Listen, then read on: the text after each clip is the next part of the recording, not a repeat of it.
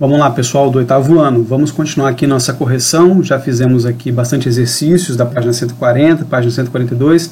Vou continuar aqui agora com os exercícios que eu passei para vocês da página 143 do seu livro. Passei do exercício 8 ao exercício 12. São exercícios sobre quadriláteros e também sobre elementos desses quadriláteros, tá? Bom, vamos começar aqui pela número 8, que faz 3 afirmações para a gente julgar como verdadeira ou falsa. A primeira afirmação é: os ângulos consecutivos, quer dizer, que vem na sequência, um depois do outro, de um paralelogramo são suplementares, quer dizer, a soma deles dá 180 graus. Essa é uma das propriedades dos paralelogramos. Isso é verdadeiro, isso é verdade. Tá? Bom, a segunda afirmação não é uma afirmação que está nas propriedades, mas que é uma dedução lógica. Tá? As bissetrizes, quer dizer, aquelas retas que dividem os ângulos ao meio, dos ângulos opostos de um paralelogramo são paralelas, tem que ser, pessoal, porque se os ângulos que são opostos são iguais, então a divisão desses ângulos ao meio, né, já que esses ângulos eles se apoiam sobre retas paralelas, né, o lado de cima e o lado de baixo são paralelos, então as bissetrizes têm que ser também retas paralelas. Tá? É mais fácil você fazer um desenho e tentar observar isso, mas eu posso já garantir para vocês aqui que sim, as bissetrizes dos ângulos opostos de um paralelogramo são sempre retas paralelas, ou segmentos paralelos. O quadrado é ao mesmo tempo paralelogramo, retângulo e losango? Sim, essa é uma característica muito especial do quadrado. Ele é uma figura que ao mesmo tempo ele reúne as condições de ser paralelogramo, ele tem os seus lados opostos paralelos. Ele é retângulo porque ele tem os seus ângulos todos retos, e ele é losango porque tem todos os seus lados iguais. Então, é verdadeira. As 3 afirmações, então, são verdadeiras, por isso nós marcaríamos aqui a letra A para essa questão.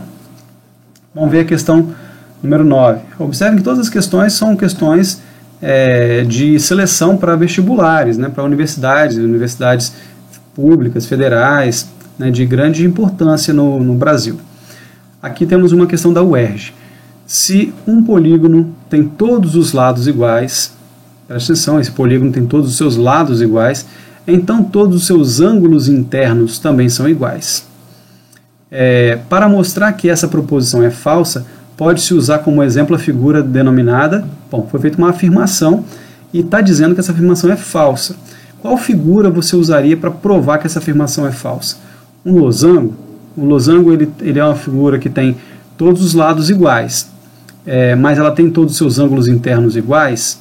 Não, o losango não tem todos os seus ângulos internos iguais. Então você poderia utilizar essa figura do losango para provar que ela é falsa. Você poderia utilizar a figura do trapézio? Você não poderia utilizar a figura do trapézio porque o trapézio não tem necessariamente seus lados iguais, então essa está fora. Você poderia usar o retângulo? Também não, você não pode usar o retângulo porque o retângulo não tem seus lados necessariamente iguais. E você poderia utilizar a figura do quadrado? Também não pode usar a figura do quadrado porque se utilizasse o quadrado, você iria confirmar uma coisa que não é verdadeira. Você iria falar que sempre que toda figura que tem seus lados iguais também tem seus ângulos iguais, o que não é verdadeiro. Mas o caso do quadrado é uma exceção, é um caso em que os lados são iguais e os ângulos também são iguais. Então você não pode utilizar nem o trapézio, nem o retângulo, nem o quadrado para desmentir essa afirmação que foi feita aqui nessa questão. Mas você pode usar o losango. Losango é um quadrilátero que tem todos os seus lados iguais, porém os seus ângulos não precisam ser iguais. Você vai ter losangos com ângulos adjacentes, vizinhos, que não são iguais. Tá? Se forem iguais, é um caso especial, um caso específico que é o quadrado. Tá bom? Vamos ver o próximo aqui.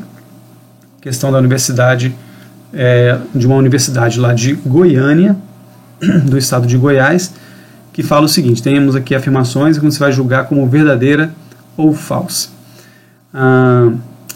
Com relação aos pontos notáveis, aqueles pontos especiais de um triângulo, assinale V como verdadeiro ou F para as alternativas falsas. Tá? Primeira alternativa aqui: o incentro é o ponto de encontro das bissetrizes de um triângulo, representando o centro da circunferência circunscrita a esse triângulo, ou seja, uma circunferência que fica desenhada dentro desse triângulo. Isso é verdadeiro? Sim, isso é verdadeiro. É exatamente isso que é o incentro. O incentro é o encontro das bissetrizes de um triângulo. Ele representa o centro daquela circunferência que fica desenhada dentro do triângulo, da circunferência máxima que eu posso desenhar dentro de um triângulo. Vamos ver a segunda afirmação. O baricentro é o ponto de encontro das medianas de um triângulo? Também é verdade. É a definição de baricentro, não há o que comentar aqui. Letra C.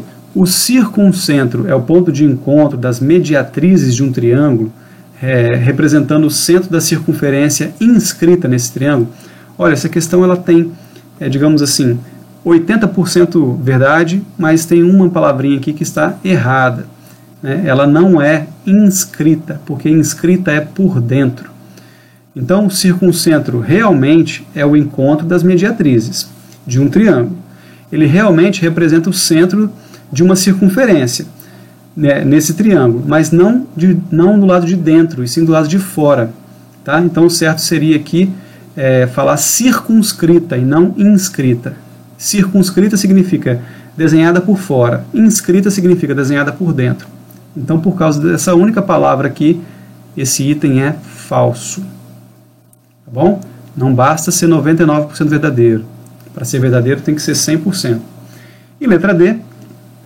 O ortocentro é o encontro das alturas de um triângulo. Pronto, essa é a definição de ortocentro. Está certíssimo.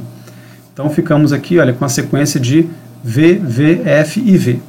Questão 11, uma questão de uma universidade de São Paulo, trata do seguinte: o segmento da perpendicular traçada do vértice de um triângulo, a reta suporte do lado oposto é denominado. Vamos pensar aqui o seguinte, olha, esse segmento ele é perpendicular, ele é traçado do vértice de um triângulo até a reta suporte do lado oposto.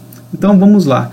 Sendo assim, pessoal, se ele é perpendicular e ele sai do vértice, o único segmento que tem essas características obrigatoriamente é o segmento chamado de altura. Ele obrigatoriamente é perpendicular, ele sempre faz 90 graus, ele sempre sai de um vértice e ele sempre chega no lado oposto a esse vértice. Então, a única possibilidade aqui seria a altura. Talvez você poderia confundir com mediatriz, mas a mediatriz ela não tem a obrigação de sair do vértice ou de passar pelo vértice. Uma mediatriz, ela forma 90 graus, ela passa por um dos lados do triângulo, mas ela não precisa passar pelo vértice. E como aqui ele está obrigando a ser traçada a partir de um vértice, o único que tem essas características obrigatoriamente é a altura de um triângulo, tá? Ou qualquer uma das três alturas de um triângulo. Última questão aqui da nossa Universidade Federal do Espírito Santo, diz o seguinte: um dos ângulos internos de um triângulo que é isósceles, essa informação é sempre relevante, mede 100 graus. Qual é a medida do ângulo agudo formado pelas bissetrizes dos outros ângulos internos? Vamos desenhar para entender. Olha só, vou desenhar aqui um triângulo, tentando fazer um triângulo isósceles, para colaborar com a correção, né? Fica mais fácil a correção. O triângulo isósceles ele tem dois lados iguais e dois ângulos consequentemente iguais. Tá? Mas ele fala aqui, olha, que um dos ângulos internos desse triângulo isósceles é 100. Vamos considerar que esses dois ângulos aqui são os iguais. Tá? Esse aqui é x, esse aqui também é x. E esse de cima é o ângulo diferente, apesar do meu triângulo ser só uma ilustração. Tá? Será que nós poderíamos ter como um dos ângulos iguais o valor de 100? O que acontece? Se o 100 fosse um dos ângulos que são iguais, esse meu triângulo teria mais de 180 graus, o que é impossível. Portanto, a única possibilidade é que esse ângulo aqui de 100 seja aquele terceiro ângulo que não faz parte do isósceles, né, que não é da dupla isósceles. Então, seria esse ângulo aqui, ó, 100 graus. Isso obrigaria cada um dos outros dois ser 40 graus. Tá? Os dois valores de x aqui deveriam ser 40 graus. Agora ele quer perguntar qual é a medida do ângulo agudo formado pelas bissetrizes dos outros ângulos internos. Os outros ângulos são esses dois de 40. Então, olha bem, ele quer saber o ângulo agudo formado pelas bissetrizes. Muito bem.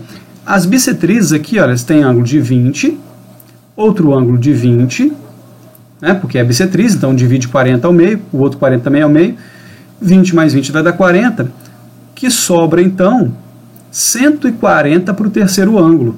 Então esse ângulo aqui de cima só pode ser 140 graus. Esse ângulo não é agudo.